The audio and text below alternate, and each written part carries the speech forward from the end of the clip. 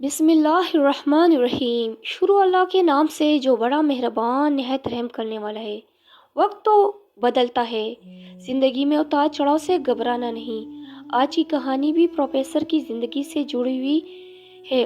کابل کے پروفیسر کی کہانی کی زبانی پشتو سے ترجمہ ہے۔ زندگی اتار چڑھاؤ سے گھبرانا نہیں۔ پڑھنے کے لیے پاس اتنے پیسے نہیں تھے، اس لیے زمین فروخت کر کے پڑھا۔ فارن سے پی ایچ ڈی کر لی، واپس کابل آیا، سوچ رہا تھا اتنا سارا پڑھ لیا ہے اب تو صدر کے بعد سب سے بڑی کرسی مجھے ملے گی۔ کافی عرصہ نوکری کے لیے دفتروں کی ہاک جانی، نوکری نہیں ملی۔ کچھ تو کرنا تھا، اس لیے کار سروس اسٹیشن کھولا۔ رشتہ داروں نے خوب مذاق اڑایا، مگر میں اپنے آپ کو اور گھر والوں کو تسلی دیتا رہا کہ سب بہتر ہو جائے گا۔ سروس اسٹیشن بہت خستہ حال تھا، شیشوں کے بجائے پلاسٹک کا سہارا لیا۔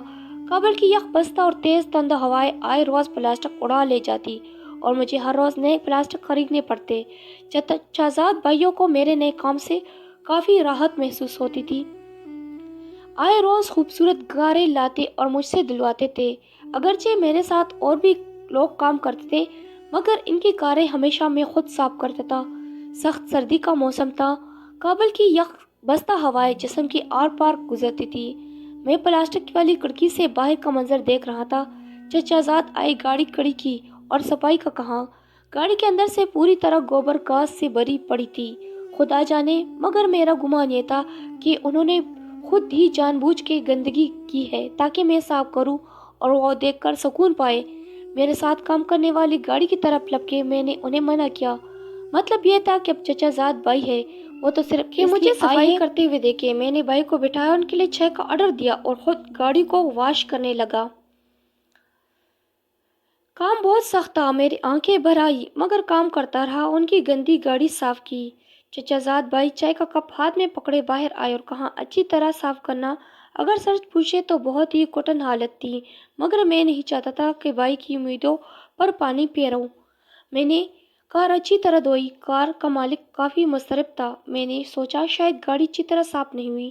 میں نے پوچھا، بھائی کیا بات ہے، آپ اتنی پریشان کیوں ہیں؟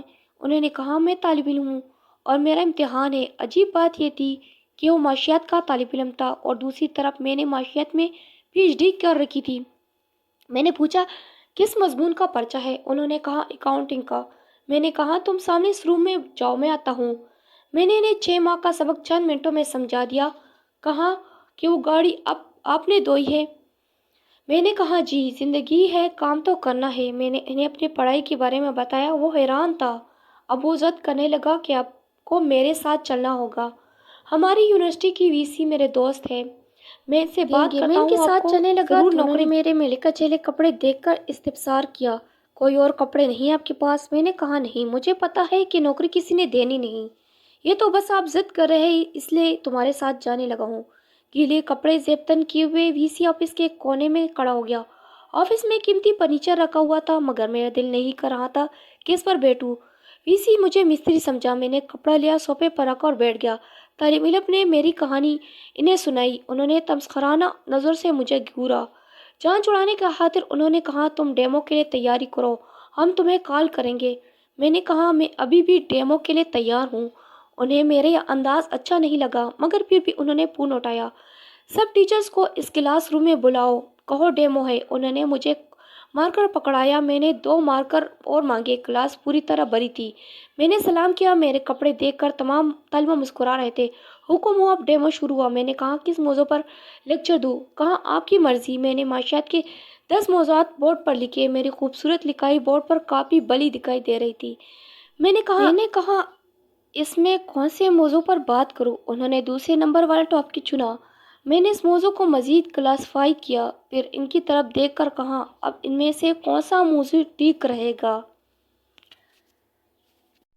پورا بورڈ بھر دیا۔ وہ 2 ساتھ جوڑے ہوئے بورڈ بھر گئے۔ اچانک تالیاں بجنے لگی۔ میں نے مڑ کے پیچھے دیکھا، پوری کلاس کھڑی تھی اور تالیاں بجا رہی تھی اور ان کے سامنے میں میلے کپڑوں میں کھڑا تھا۔ وی سی نے کہا، ہاں بھائی بتاؤ، کتنی تنخواہ لوگے؟ اور مجھے نوکری مل گئی۔ میں نے مشین کی طرح کام کیا۔ ماہ کے آخر میں مجھے یونیورسٹی کی بیسٹ ٹیچر کے ایوارڈ کے ساتھ اچھی خاصی تنخواہ ملی۔ سب سے زیادہ تنخواہ اس یونیورسٹی میں 50,000 افغانی تھے، پر مجھے 1 لاکھ 20,000 پر رکھ لیا گیا۔ اس کے بعد امریکی یونیورسٹی فنانس منسٹری، بین الاقوامی کانفرنسوں اور دنیا کی کئی یونیورسٹیوں میں کام کرنے کے مواقع ملے۔ میری سروس اسٹیشن کا 1 سال کنٹریکٹ ابھی ختم نہیں ہوا تھا اور میں نے 30 ممالک دیکھ لیے۔ میں آج بھی اپنے چچا زادوں کے ساتھ نیک برتاؤ کرتا ہوں۔ وہ بھی میرا بہت احترام کرتے ہیں اور نام کے ساتھ صاحب ضرور کہتے ہیں۔ میں خدا سے خوش ہوں۔ زندگی کے سامنے کبھی ہتھیار مت ڈالے۔